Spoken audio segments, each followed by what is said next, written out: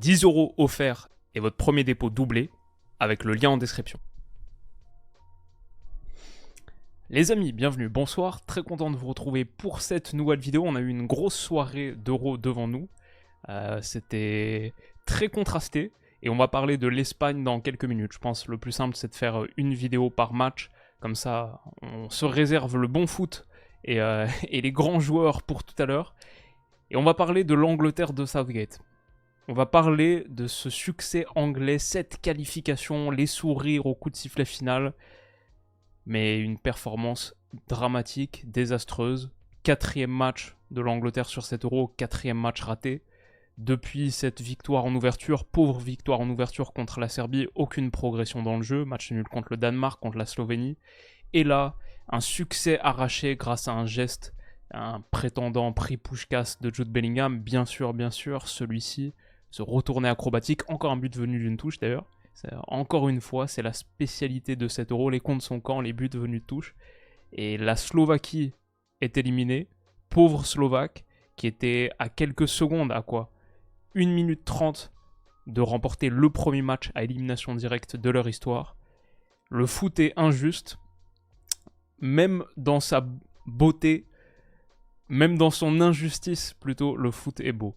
Et je dis même l'injustice est belle en football parce que l'Angleterre mérite pas de gagner ce match, mérite pas de se qualifier, est vraiment catastrophique dans le jeu, il n'y a rien à garder. Et pourtant, t'égalises avec un but légendaire, magnifique, un des buts du tournoi, le but du tournoi pour l'instant, encore plus avec le timing, l'enjeu, le scénario.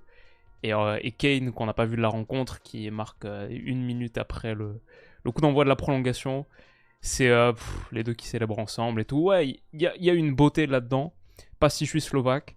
Et fondamentalement, disons que c'est pas juste. Mais ils l'ont fait. Et il y a beaucoup de choses dont il faut qu'on discute sur cette rencontre. Donc, on va sortir un petit peu les images. Southgate célèbre. Bon, là, déjà, la première chose à dire, même si on dirait que l'intro renvoie peut-être cette impression, je suis pas forcément fâché que l'Angleterre se qualifie. Je pense, dans l'absolu, par exemple, ça m'intéresse plus de voir un Suisse-Angleterre qu'un Suisse-Slovaquie. No disrespect à mes potes slovaques, qui sont des centaines, hein, des milliers d'abonnés slovaques sur la chaîne. Mais la Slovaquie, j'en parle depuis le début, je kiffe cette équipe. C'est une des sélections qui joue le plus comme un club, avec Calzona depuis 2 ans, le 4-3-3 napolitain, Lobotka, Hamšík dans le staff, j'ai répété ces choses à l'envie, Araslin et Schrand sur les ailes, c'est top. Duda et Kuška aux côtés de Lobotka dans le 4-3-3, la pression qu'ils ont mise, bloc haut, agressif, le défi physique, David Hansko, mon joueur à suivre latéral gauche, tous ces gars-là donc, Robert Bozenic là qui pleure au coup de sifflet final, on va pas les revoir, et pourtant cette Slovaquie c'était pas juste une équipe qui, ouais, quand elle menait 1-0 à une demi-heure de la fin, c'est vrai, se laisser un petit peu tomber, gagner du temps avec de l'anti-jeu, c'est vrai, mais c'était une équipe qui pratiquait un foot sophistiqué avec ballon, il y avait la pression, c'est bien plus une équipe que ce que cette Angleterre montre. Et donc, sans vraie gloire, une Angleterre avec 1,5 milliard de valeur marchande cumulée Transfermarkt élimine difficilement une Slovaquie qui en a 10 fois moins. Pareil en population, l'Angleterre, simplement la nation anglaise, c'est genre 56 millions d'habitants, la Slovaquie c'est exactement 10 fois moins, genre 5,6 millions. Donc ouais, c'était le David contre Goliath. Le Goliath a été dégueulasse. Et la raison pour laquelle j'étais en train de parler de ça à la base, c'est que j'ai aucun ressentiment contre l'Angleterre. Même à la base, je les kiffe plutôt, ces Anglais. J'ai envie, même en tant que Français, j'ai envie qu'ils nous montrent quelque chose de kiffant avec tous ces joueurs hors normes qu'on voit tous les week-ends, notamment en PL, mais pas que. Typiquement, les 2 seuls joueurs de l'effectif qui sont pas en PL, ils sont là. Bah, sinon, tous les autres sont en PL. Mais qu'est-ce que je dis? Non, juste, j'ai une petite tendresse pour ces Anglais. Je pense l'intro de retour le montre. C'est quand même nos meilleurs ennemis. On aime bien les charrier. Quelque part, il y a quand même un peu d'admiration pour l'Angleterre et certaines parties de sa personnalité, sa force créative, musicale, artistique, son histoire, etc. Enfin bref, ça c'est l'intro de retour. Je vais pas la redéclamer ici. Donc, fondamentalement, je fais pas partie de ces Français qui ont un truc contre l'Angleterre. Je dirais même au contraire, je suis plus un anglophile. Mais cette équipe est dégueulasse. Cette équipe de football est ignoble. Les joueurs, pas mal. Il y a beaucoup que j'aime beaucoup. Kobbie Mainoo, intéressant. Il y a un truc à tirer par rapport à ça. Cole Palmer, son entrée. sur le principe, j'adore Jude. Harry, Kane, il faisait tellement kiffer sur certaines phases à l'époque à Tottenham, en décrochage, le jeu long, enfin un vrai neuf moderne, complet. Les joueurs sont extraordinaires, bref. Mais par contre, le niveau qui est pratiqué et le football que leur fait jouer Gareth Southgate, c'est... Moi là, je sors de ce match et pour moi, la Suisse est au-dessus. Et si demain je dois sortir mon prono, je dis que la Suisse passe. Parce que c'est un miracle que l'Angleterre passe contre cette Slovaquie. Et la réalité, c'est que l'image à laquelle ça m'a fait penser, c'est un étudiant qui est un petit peu en galère pour son papier, là, son devoir, son paper à l'université, et qui demande une extension à son prof. Et le prof lui donne l'extension, ok. Donc il a une semaine de plus pour le faire. Bah ça, c'est l'Angleterre. L'Angleterre s'est qualifiée. Maintenant, elle a 5 jours de plus pour 6 jours. C'est samedi son son quart de finale contre la Suisse. 6 jours pour... elle survit. Et peut-être elle peut faire quelque chose maintenant avec tout son potentiel. Mais si elle exploite pas ces 6 jours-là, il n'y a aucune raison que ce soit meilleur. Donc ouais, je vois pas de montée en puissance de cette équipe. C'est pourtant ce que j'attendais. Sur ce premier match à élimination directe, mon prono là, c'était 3-0 pour l'Angleterre. Et sans manquer de respect à la Slovaquie, qui est une équipe que j'estimais beaucoup. Simplement, je me disais, ok, phase à élimination directe, maintenant, ça va plus... il va y avoir quelque chose qui va cliquer. Et ça a été l'inverse de ça, parce que dès le coup d'envoi, donc déjà un seul changement à la place de Gallagher, qui a lui-même remplacé Trent Alexander-Arnold au milieu de terrain à côté de Rice. Il y a juste Kobbie Mainoo, pas de Luke Shaw, dont l'absence, je pense, dans ce qu'on écrira après, compte beaucoup aussi dans la faible performance de l'Angleterre. J'essaie de regarder aussi dans cette Angleterre qu'est-ce qui a changé par rapport au précédent tournoi. Il y a 2-3 trucs, mais l'absence d'un vrai latéral gauche, elle fait du mal. L'absence de Maguire aussi, même si Guéhi n'est clairement pas le pire anglais du tournoi. Et pourtant, cette Slovaquie leur a direct fait mal. Alors désolé, là, le 11, mais je l'ai cité tout à l'heure. Et mon stream a bugué au moment où... donc je peux que vous montrer cela. Hansko, Skriniar, Vavro, Pekarik. Mais sinon, bien sûr, vous savez, c'était Lobotka, Duda, Kuška au milieu de terrain. Schranz et Araslin sur les côtés. Schranz qui a marqué son 3e but de la compète. Et en pointe, c'était Strelec. Et comme il s'appelle, Bozeni qui est entré plus à la fin de match. Mais ouais, dès le départ, 3e minute de jeu. Hop, qu'est-ce que je vois? Une perte, ici, sur une passe dégueulasse de Trippier. C'est coupé par Strelec. Et Guéhi doit faire faute. Ça fait 3 minutes qu'on joue. Ton défenseur central a pris un jaune. Il est suspendu donc pour le quart de finale contre la Suisse.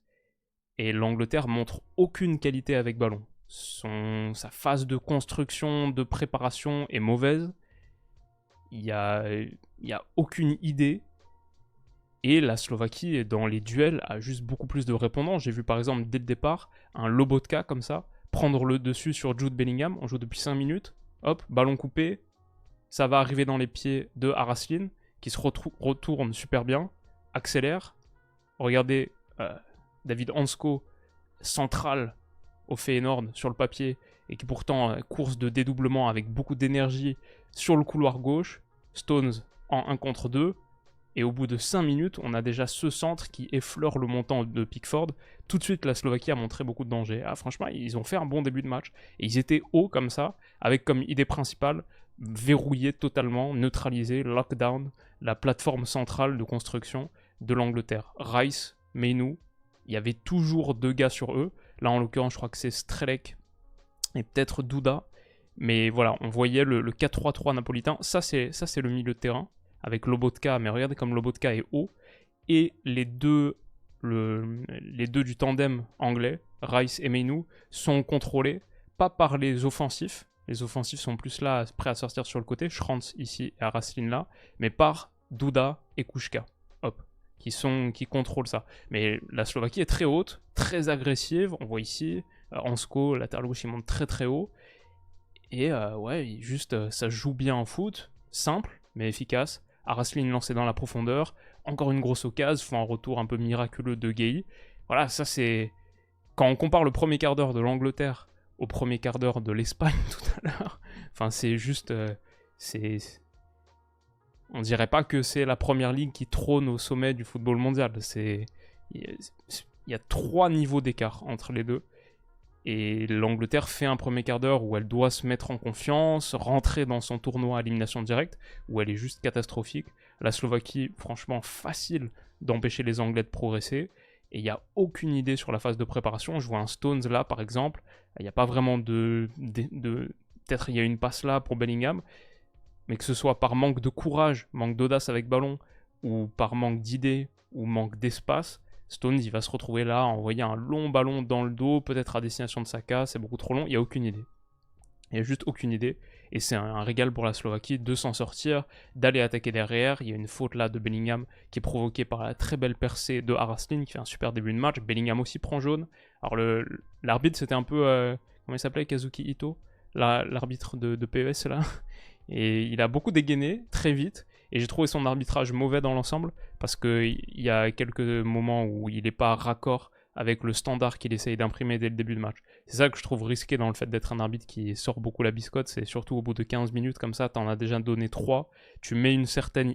Enfin, tu places la barre à un certain niveau, et après ça devient difficile parce que ça veut dire parfois il faut mettre des rouges au bout de 25, 30, 35 minutes si t'es fidèle à tes principes, si t'es cohérent par rapport à là où t'as placé la barre, de la faute qui mérite un jaune. Et ensuite il n'a pas respecté ses propres standards, donc j'ai trouvé un mauvais match arbitral. Aussi peut-être une petite faute à la fin dont bénéficie l'Angleterre. Mais ouais, le premier but slovaque, assez mérité je dois dire, hein, vient de ce long ballon, déviation de Duda ou de Kuška je pense, pour Strelec, super bien fait, il attend, Schranz il le sert, magnifique, troisième but de la compète pour Ivan Schranz qui bat Jordan Pickford de près, avec un petit geste soyeux, magnifique. Et ouais, je crois qu'il y a juste pas grand chose à montrer côté anglais. Hein. Un Saka qui se fait dévorer par Hansko. Physiquement, ils avaient large le répondant. Le seul qui s'est un petit peu mis en évidence, c'est Kobbie Mainoo. C'est pas suffisant. C'est pas suffisant pour dire que ouais, cette Angleterre, ah ok, en fait, elle est capable de quelque chose. Mais c'était le seul à, je trouvais, montrer un petit peu d'audace et de courage balle au pied, à faire les mouvements tranchants. C'est une Angleterre, je trouve, paralysée par la peur de rater son geste, rater sa passe, rater son incursion. Franchement, c'est des gars qui pourtant ont tellement de qualité, mais seul Mainoo l'a montré, je trouvais, dans ses incursions.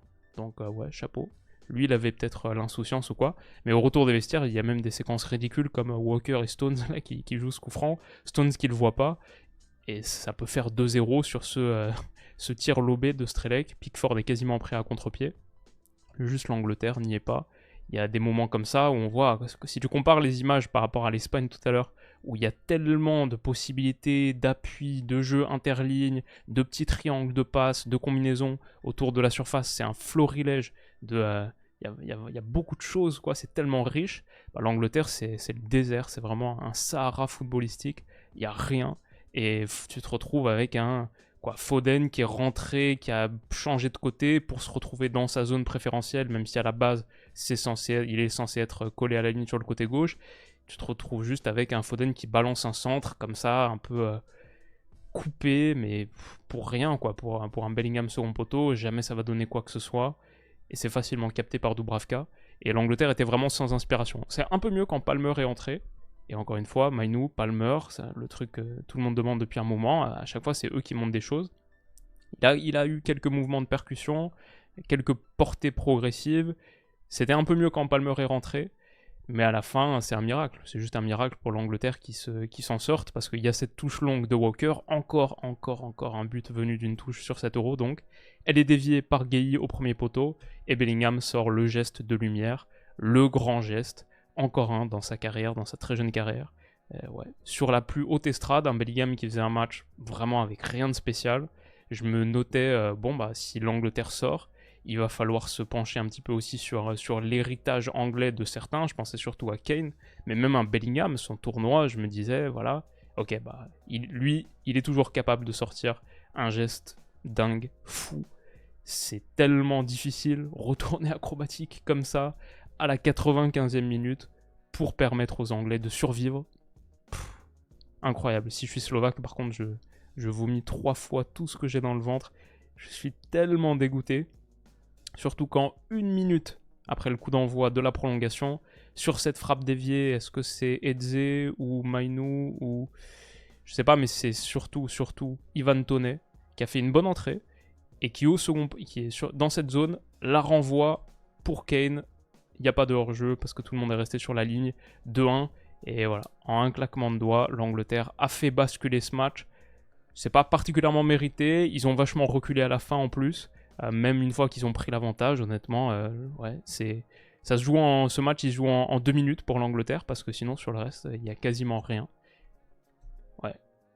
Southgate, Southgate peut souffler un grand coup parce que 8 ans de règne, lui qui est arrivé en 2016, était à 1 minute 30 de prendre fin. C'est sûr que ça avait été fini.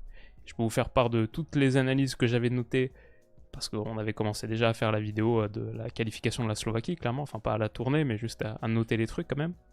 Je disais, la Slovaquie, en tant que Slovaquie indépendante, avait jamais gagné un match à élimination directe de son histoire. En face, c'était l'Angleterre, ce favori des bookmakers, 1,5 milliard de valeur marchande, comme on a dit. Cette Angleterre, dans son 4-2-3-1, là, sur les 4 joueurs offensifs, il y en a 3 qui étaient nominés au dernier Ballon d'Or en 2023. Saka, Bellingham, Kane.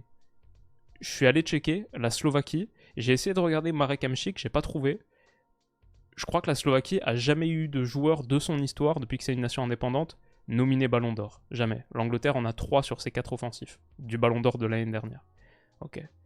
Et après, voilà, on a parlé de la différence de population entre les deux pays. Enfin bref, c'était la plus grande soirée de l'histoire footballistique de la Slovaquie.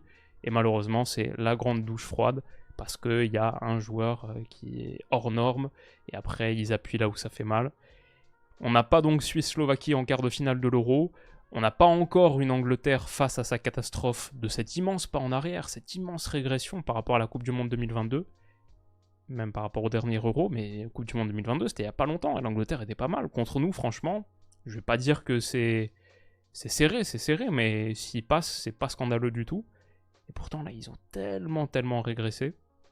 Donc ouais, il va falloir se poser les questions. Ils marquent sur leur premier tir cadré du match. Ils en ont eu 2 ce soir. 2 tirs cadrés sur 120 minutes. C'était déjà 3 contre la Serbie, 4 contre le Danemark, 4 contre la Slovénie. Donc ouais, c'est très pauvre. Et ils sont passés à ça de l'humiliation. Maintenant, ils ont un quart contre la Suisse, où il va falloir se retrousser les manches, parce que la Suisse en face, c'est très fort, c'est très costaud. On a débriefé leur match contre l'Italie. Honnêtement, la Suisse, cette Suisse-là, si rien change, ils mettent une leçon à l'Angleterre. Après, c'est le foot, on sait, la qualité individuelle, ça compte pour beaucoup aussi. Peut-être encore plus en foot de sélection. Mais la Suisse joue vraiment au foot. L'Angleterre, je sais pas ce qu'elle fait, mais c'est pas du foot. Donc voilà, on va pas parler plus de ça, parce qu'on a du vrai foot à analyser. Et on va le faire tout de suite, on va parler d'Espagne-Géorgie. Mais je voulais vous faire d'abord cette première vidéo dans l'ordre des matchs pour réagir à ce qui était quand même une grande rencontre de 18h. Et donc, on a vendredi prochain, j'ai commencé à vous mettre le sondage sur Twitter là, qui gagne vendredi. Vous êtes 75% à mettre l'Espagne. Vendredi prochain, 18h, c'est confirmé, Espagne-Allemagne. Vendredi 18h, c'est pas très prime comme moment pour ce qui ressemble un peu à une forme de finale avant l'heure, ou en tout cas ça va être le plus gros match de l'Euro pour l'instant, c'est sûr. Mais je crois que vendredi 21h, c'est France ou Belgique si on passe. Je pense, hein, sauf si c'est samedi 21h, mais samedi 18h, Suisse-Angleterre. On a déjà 2 affiches confirmées. Et on va voir, les gars, demain, France-Belgique. Ok. J'upload ça, je tourne l'Espagne-Géorgie, et on se revoit dans quelques minutes. À toutes.